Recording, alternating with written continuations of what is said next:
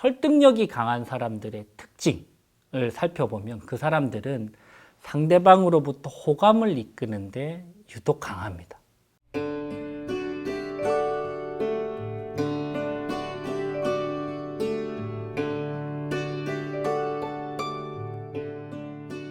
상대방을 설득할 때 가장 기본적으로 생각해야 될 포인트는 나 스스로조차 설득이 되지 않으면 절대로 상대방을 설득할 수 없다.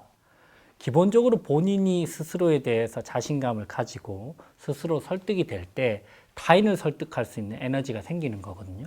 근데 본인 자체가 나는 설득에 약해. 나는 자신감이 없어. 이렇게 생각을 한다면 사실 상대방도 어렵지 않게 그 부분을 쉽게 캐치를 해낼 겁니다. 저 사람은 본인이 하는 말에 대해서도 자신이 없네. 본인 스스로도 자신이 없는 저 말을 내가 들어야 될까라는 생각을 하게 된다는 것이죠. 미국의 사회심리학자인 엘버트 메라비안에 따르면 우리가 언어와 관련된 의사소통을 할 때 93%는 시각적 그리고 청각적 요인에 의해서 영향을 받고요.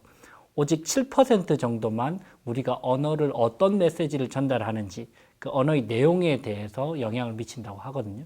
즉 우리가 이야기를 할 때 저 사람의 어떤 느낌 아니면 저 사람과 관련된 시각적인 이미지 그리고 목소리 톤 그 다음에 말이 빠르기 이런 비언어적인 커뮤니케이션 수단이 주는 영향이 굉장히 크기 때문에 본인이 자신감이 결여된 채 조금 움츠려든 채 상대방을 설득시키려고 한다면 그게 쉽사리 되지 않을 거라고 생각하고 일단은 자신감부터 먼저 회복하라 라는 말씀을 드리고 싶고요.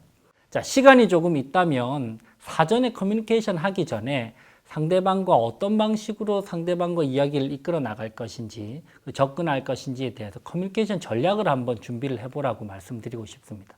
크게 보면 4가지인데요. 누구에게 이야기할 것인지, 언제 이야기할 것인지, 어디서 이야기할 것인지, 어떤 커뮤니케이션을 쓸 것인지와 관련돼서 사전에 한번 준비를 하실 필요가 있습니다.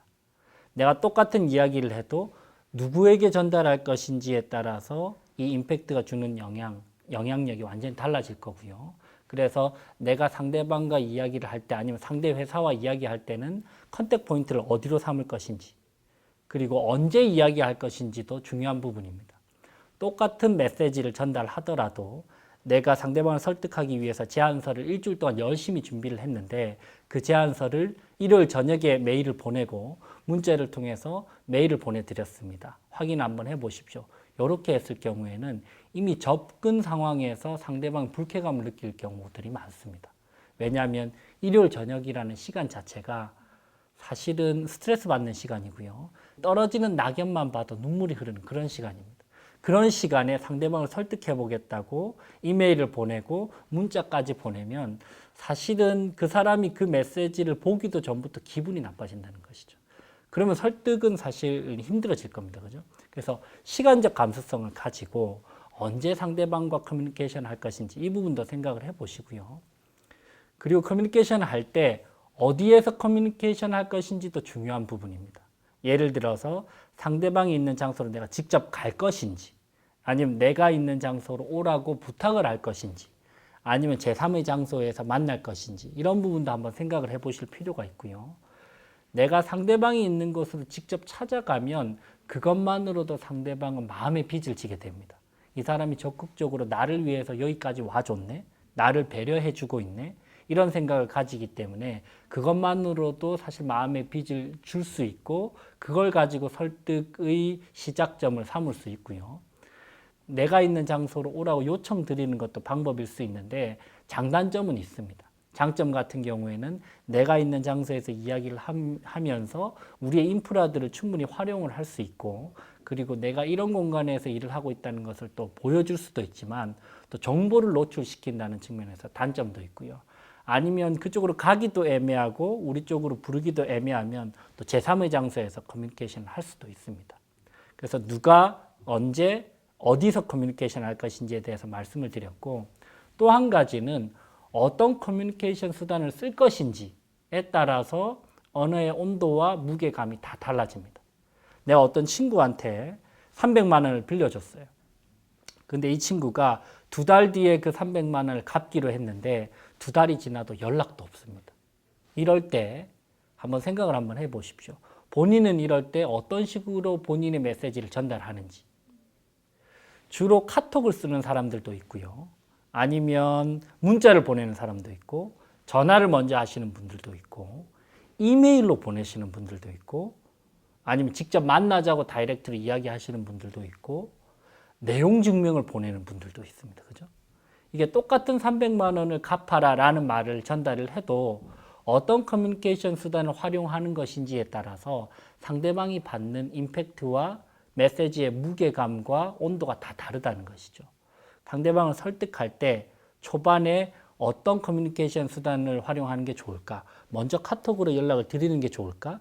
아니면 이번에는 조금 포멀한 상황이고 정식적인 제안일 경우에는 카톡이나 페북 메시지나 이런 것보다는 이메일로 먼저 드리는 게 공식적이어 보일 거고요. 그리고 조금 친분이 쌓이면 직접 전화하는 것도 방법인데, 사실 좀 당황스러운 케이스는 친분도 없고 한 번도 만난 적도 없는데 갑자기 전화 올 때, 이럴 때는 좀 당황스럽기도 하거든요. 그러면 상대방이 이렇게 느낍니다. 저 사람 훅 들어오네. 이 훅 들어온다라는 느낌은 나는 아직 그 정도로 가깝다고 생각하지 않는데 상대방은 그 거리감을 지켜주지 않고 갑자기 나에게 어떤 제안을 할 때, 그럴 때 우리는 훅 들어온다는 생각이 들거든요. 그거는 커뮤니케이션 전략적으로는 조금 미스가 있는 부분이라고 생각이 듭니다. 그래서 커뮤니케이션을 하기 전에 우리가 준비할 수 있는 충분한 시간이 있다면 누가, 언제, 어디서, 어떤 커뮤니케이션 수단을 활용해서 상대방에게 내 메시지를 전달할 것인지에 대해서 사전에 준비를 한다면 설득 가능성을 높일 수 있는 방법이 되지 않을까라는 생각을 해봅니다. 설득력이 강한 사람들의 특징을 살펴보면 그 사람들은 상대방으로부터 호감을 이끄는데 유독 강합니다. 똑같은 부탁을 해도 내가 좋아하는 사람이 부탁했을 경우, 그리고 내가 싫어하는 사람이 부탁했을 경우 나의 반응이 전혀 달라지는 이유는 우리가 좋아하는 사람의 부탁이 유독 약하다. 우리가 호감을 가지게 되면 그 사람을 설득하기가 역으로 보면 훨씬 쉬워진다라는 부분을 우리가 생각해 볼 수 있습니다.